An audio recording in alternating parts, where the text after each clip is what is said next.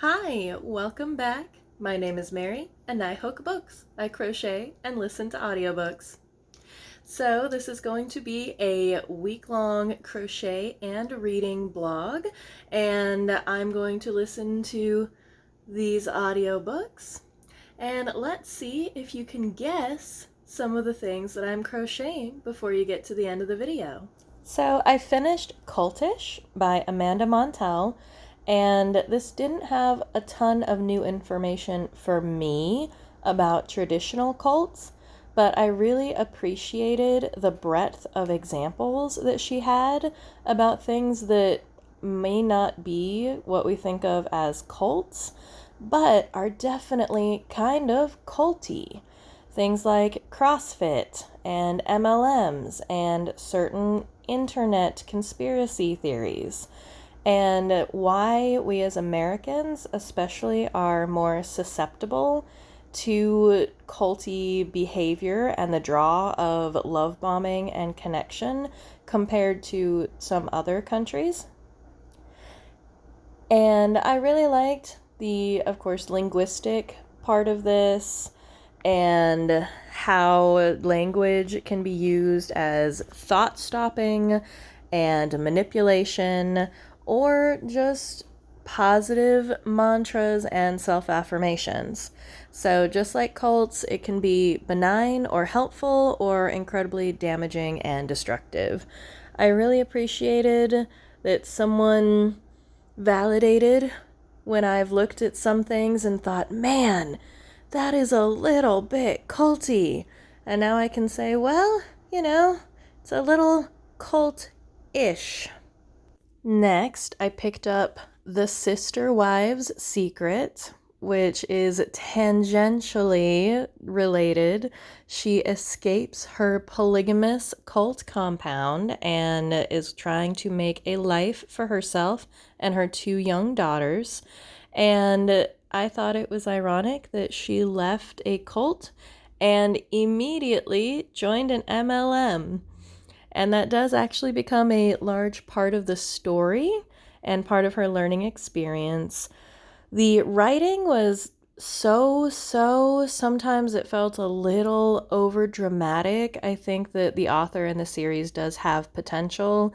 The potential romance was handled a little bit clunkily to me, but I really was rooting for Gray this entire book, and I wanted the best for her. So even though some elements were not engrossing or completely accurate, I would say, without giving any spoilers, I liked it. I don't think I'll pick up any additional books in this series, but it is available for free on Hoopla, so who knows, maybe if it fits in with a different reading challenge, I'll pick up the next book, which is The Sister Wives Husband. It was a pretty interesting little murder mystery, and I didn't guess who the murderer was until the end, but that's not saying a lot. I'm not one of those people that tries to solve the mystery. I'm much more of a, we're just gonna go where this ride takes us kind of a reader. Did you guess what I was making? They're Minion-themed stuffed Easter eggs. I made these as prizes for a game that we play in my pathology class. The next book that I picked up because of Books and Lala. She does the Buzzword Readathon. So every month there's a word or a phrase or an idea. And I like that. I am mostly a mood reader, but it does help me tick away at my reading backlog on the TBR of things I've actually purchased, and it helps me find things that I might like looking through the library's titles. So I picked up The Secret Life of Words, English Words and Their Origins, and so far it is really good. Me 10 years ago would have been so pretentious about it and would have been picking up all these new little factoids, but I'm learning to just kind of chill and enjoy the ride. It's not something I will probably bring too much into my everyday life with me, but there are some things like the switching of certain sounds. Like, do you get a prescription or a prescription? And then things like ask and axe. And it turns out that axe might actually be older. And if you read Chaucer, one of the great English literature things I had to read in high school, he actually uses axe and ask. So that's my only really cool tidbit. She does some other fun things like going through an alphabetical list of words or of languages that English has stolen words or borrowed words from. So it's really interesting to think about how much English has melded with some other cultures and things that we've exchanged, even more than food, even though there was a lesson on food that I did particularly enjoy. Another book that I picked up after I finished the Sister Wives Secret was This Is Going to Hurt by Adam Kay. And I'm currently 96% done with this one, and I love him and all of his sweet stories. And my boss and I have asked a couple times, what kind of a man goes into OBGYN service?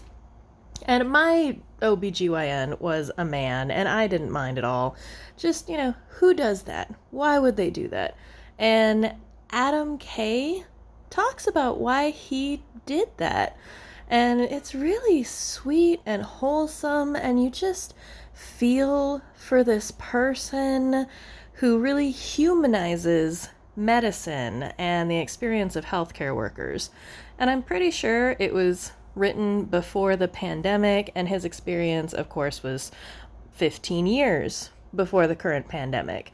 And you can really imagine how bad the burnout must be today. He also talks a couple times about how bad it would be to Americanize and privatize the British medical system, and I definitely wholeheartedly agree. America's healthcare system is very, very broken.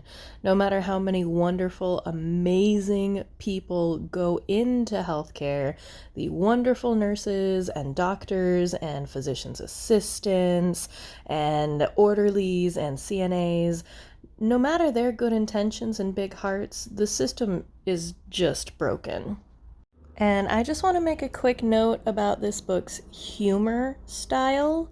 If you've ever known anyone in healthcare, you know that they can have a little bit of gallows humor. They joke about things that people might find really gross. They can be a little bit sarcastic, and I love that sense of humor. And doing errands today in the car, I did laugh out loud a few times. I loved it, but it's definitely not going to be everyone's cup of tea. Also, my copy of the book has a little sticker that says now a show on AMC Plus. So I might have to see if they have a free trial and check that one out. Alright, well, I better go before I start getting low memory alerts, but I hope you enjoyed this blog, hearing my thoughts, seeing my crochet process, and tell me in the comments down below if you managed to guess anything before you saw the final product. That last pattern I think I'll save for the next reading vlog. And if you'd like to support me, subscribe. There's a link to buy me a coffee in the description box down below. And as always, I hope that you are taking care of yourself. I hope spring is treating you well. And just remember to take time for you, step back, breathe, and keep your head up.